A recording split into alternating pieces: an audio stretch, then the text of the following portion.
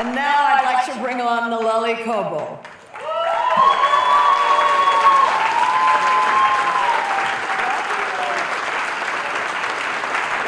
Where is she?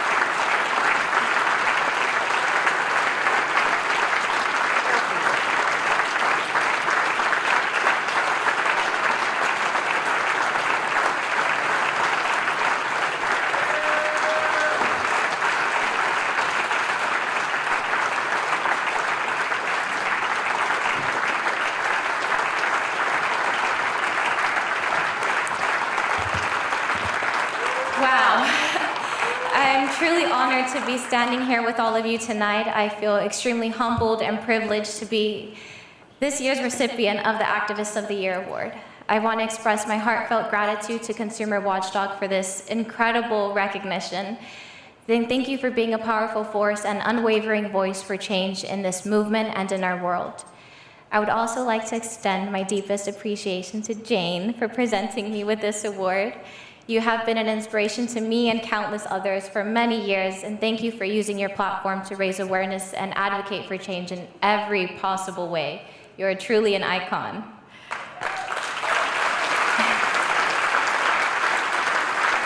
When I began my journey as an activist at the age of 9, it was born out of survival. I didn't even learn the word activist until I was 11, and it was because a reporter had asked me, "How does it feel like to be an activist?" I asked her to pause the recording and explain this fancy new term she had thrown at me. Little did I know that 12 years later, I would be standing here as the Activist of the Year.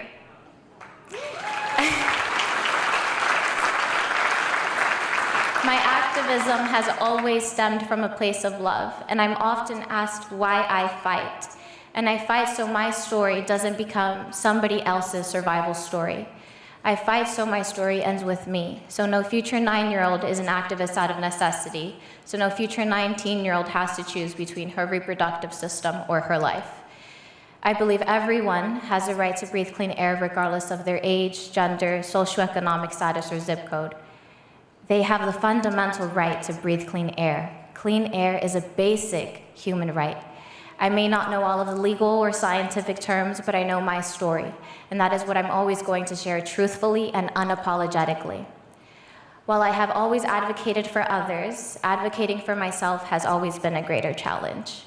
However, I am very fortunate to have an amazing support system, my family. They have been my biggest supporters, and for that, I'm deeply thankful, and I'd like to thank them. Thank you from being there from my childhood performances to Justin Bieber in the living room to to fighting with me in my cancer journey. You have always been by my side. You were my biggest motivation, my why I fought so hard, and I am forever thankful. When I was diagnosed with cancer, my family's support was unwavering, even in the midst of a pandemic. Their love transcended FaceTime calls, Zoom dinners, and even standing on the roof of a building across from my hospital room to show their solidarity. They were with me through every hospitalization, every single step of the way. Thank you for being the best family I could ever ask for. I love you guys.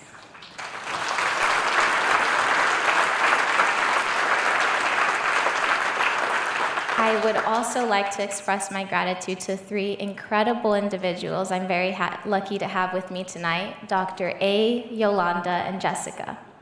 You are the heroes who saved my life, and for that I am eternally grateful. Thank you for fighting with me and for me, even when I felt I had nothing left to give. You 3, along with the rest of my team, are the reason I can continue my activism and stand on this stage today. Thank you.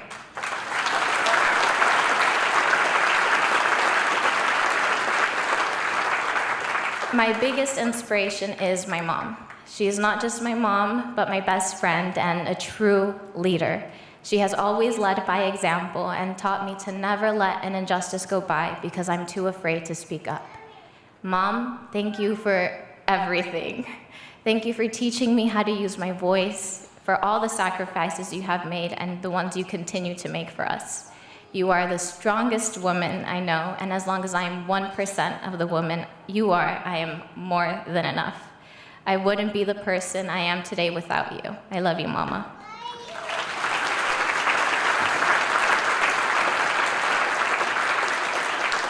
Now, to wrap up, I wouldn't be a good activist if I didn't leave you all with a call to action, now would I? So here we go.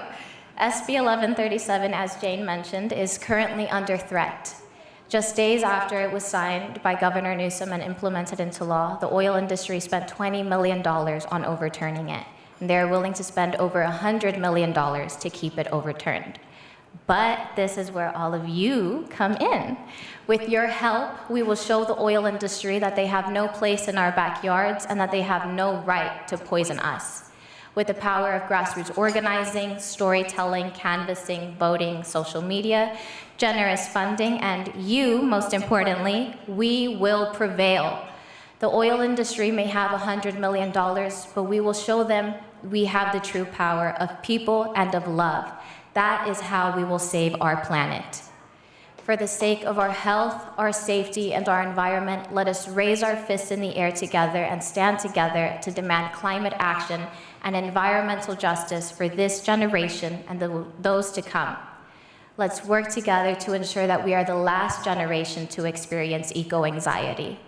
We have the power, we have the tools, we know the solutions, now let's get to work. Si se puede. Thank you all for being here tonight. Together, we can make a real difference.